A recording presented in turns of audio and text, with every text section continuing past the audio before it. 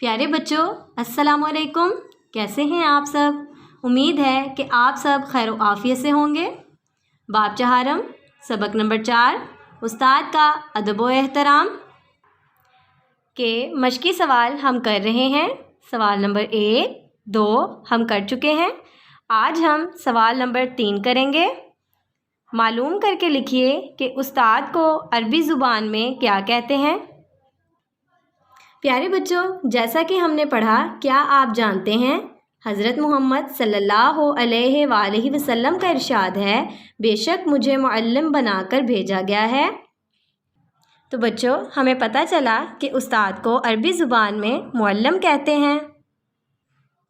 सवाल नंबर 4, खुश खत लिखिए। प्यारे बच्चों, खुश खत का मतलब अच्छे तरीके से और ख़त का मतलब लिखाई है, यानी कि आपने इसे साफ़ सुथरी लिखाई का ख्याल रखते हुए जिस तरह ऊपर लिखा हुआ है उसी तरीके को मद्देनज़र रखते हुए खूबसूरत लिखाई में लिखना है। इस्लाम में उस्ताद का मकाम बहुत बुलंद है। उस्ताद को रूहानी बाप भी कहा जाता है।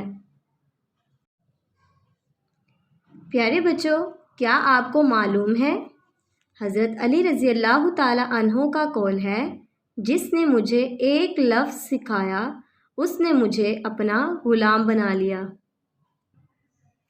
हज़रत मोहम्मद सल्लल्लाहु अलैहि वसल्लम ने हज़रत अली रज़ी अल्लाह ताला अन्हो को इल्म का दरवाज़ा कहा था।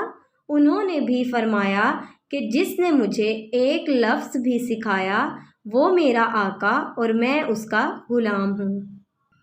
आइए सवाल नंबर 5 करते हैं। जो बातें उस्ताद के अदब व एहतराम में शामिल हैं उनमें रंग भरिए। अच्छा सलूक करना, बात ना करना, इज़्ज़त से पेश आना, लड़ाई झगड़ा करना, कहना मानना, बदतमीज़ी ना करना। प्यारे बच्चों, जैसा कि हमने सबक में पढ़ा, इज़्ज़त करना, बदतमीज़ी ना करना, कहना मानना। प्यारे बच्चों, जैसा कि हमने सबक में पढ़ा, आइए हम इसका दुरुस्त जवाब तलाश करते हैं। जी, इसका दुरुस्त जवाब है अच्छा सलूक करना। आइए अब हम रंग भरते हैं। इसी तरह बच्चों, इज़्ज़त से पेश आना, कहना मानना, बदतमीज़ी ना करना। आइए अब हम इनमें रंग भरते हैं। बच्चों, आप भी इसी तरह अच्छे से रंग भरें। सवाल नंबर 6, उस्ताद के अदब व एहतराम के हवाले से कोई सी 2 बातें मुकम्मल जुमलों में लिखिए। तो प्यारे बच्चों, इस सवाल का जवाब तख्लीकी है। आप इसे खुद से भी लिख सकते हैं। मैंने आपकी रहनुमाई के लिए ये 2 जुमले लिखे हैं। नंबर 1, उस्ताद से बदतमीज़ी नहीं करनी चाहिए। नंबर 2, उस्ताद को शिकायत का मौका नहीं देना चाहिए।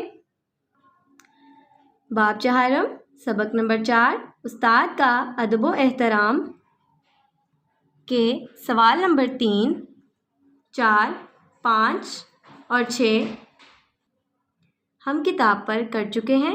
अब आपने भी इसे किताब पर लिखना और याद करना है। अपना बहुत सा ख्याल रखिएगा। अल्लाह हाफिज़।